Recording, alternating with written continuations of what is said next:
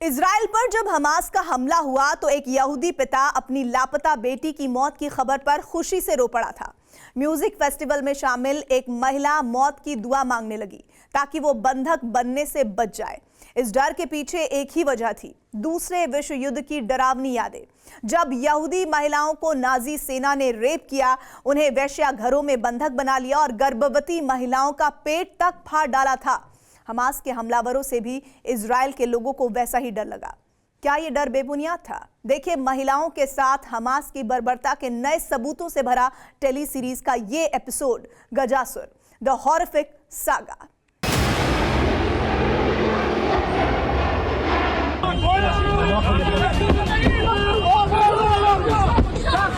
شباب سرايا القدس المظفرة يدخلون 7 अक्टूबर 2023 रीम के बुत्स इजराइल, समय सुबह 7 बजे।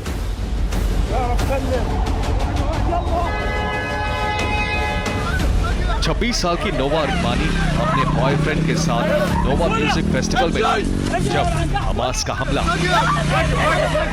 हमलावरों ने उसके बॉयफ्रेंड के सामने ही नोवा को अगवा कर लिया।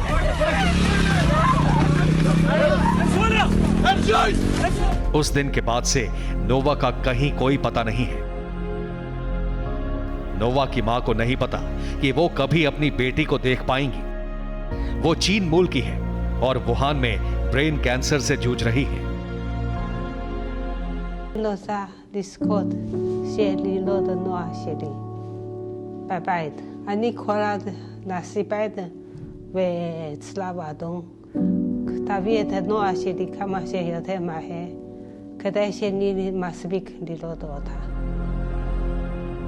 सात अक्टूबर को हमास ने जिन महिलाओं और बच्चियों को बंधक बनाया, उनके घर वालों की दहशत का अंदाजा लगाना भी मुश्किल है।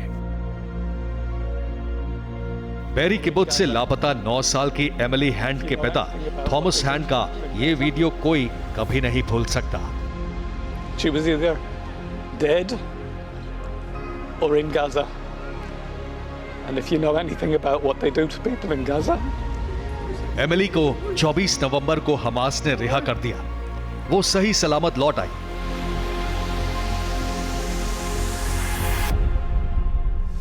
लेकिन जो महिलाएं अब भी बंधक हैं, उनके घर वालों को एक ही डर सता रहा है कि कहीं उनके साथ दरिंदगी तो नहीं हो रही।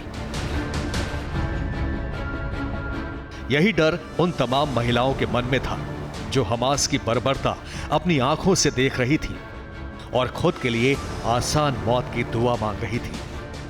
I prayed to die and to die quickly because I knew that I preferred to die than to be taken hostage to Gaza Strip.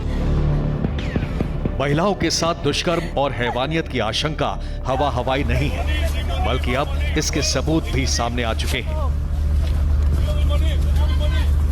4 दिसंबर 2023 संयुक्त राष्ट्र मुख्यालय न्यूयॉर्क, अमेरिका। इजराइल ने दुनिया को वही सबूत दिखाने के लिए संयुक्त राष्ट्र में एक बैठक बुलाई, जिसमें जाका संगठन के वॉलंटियर को गवाह के तौर पर पेश किया गया।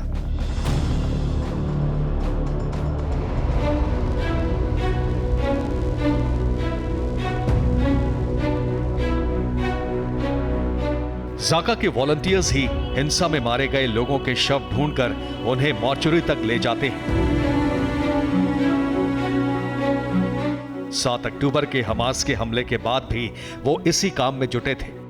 संयुक्त राष्ट्र के सामने पेश हुए जाका के वॉलंटियर ने जो देखा, उसे हम दिखा नहीं सकते। सिर्फ बता सकते हैं कि एक महिला के सिर में गोली मारी गई थी और उसके हाथ में एक हैंड ग्रेनेड रख दिया गया था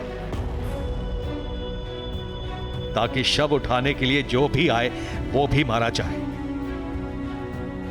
चश्मदीदों की यह गवाही सुनकर बड़े बड़े लोगों का गला भर आया, आंखें छलक उठी। We know this from eyewitnesses. We know this from combat paramedics. We would know this from some victims if more had been allowed to live. Maybe then one would be standing beside me right here to state something that should not need to be stated.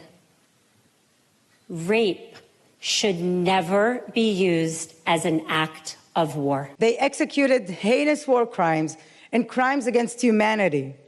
Their systemic and pre-organized use of sexual violence as a weapon of war was aimed to destroy our society through the bodies of women. Hamas के हमले में मारी गई एक महिला का शव अर्धनग्न था। उसके प्राइवेट पार्ट्स में कीलें भरी हुई थी। कुछ लड़कियों के शवों के कूल्हे की हड्डियां टूटी हुई थी।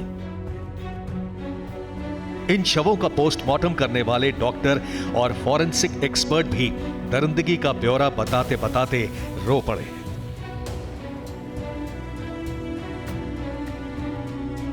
המחבלים האלה התנהגו כלפי עם ישראל, לא ראיתי בחיים שלי. והם נרצחו על לא עוול בכפם בצורה מפלצתית.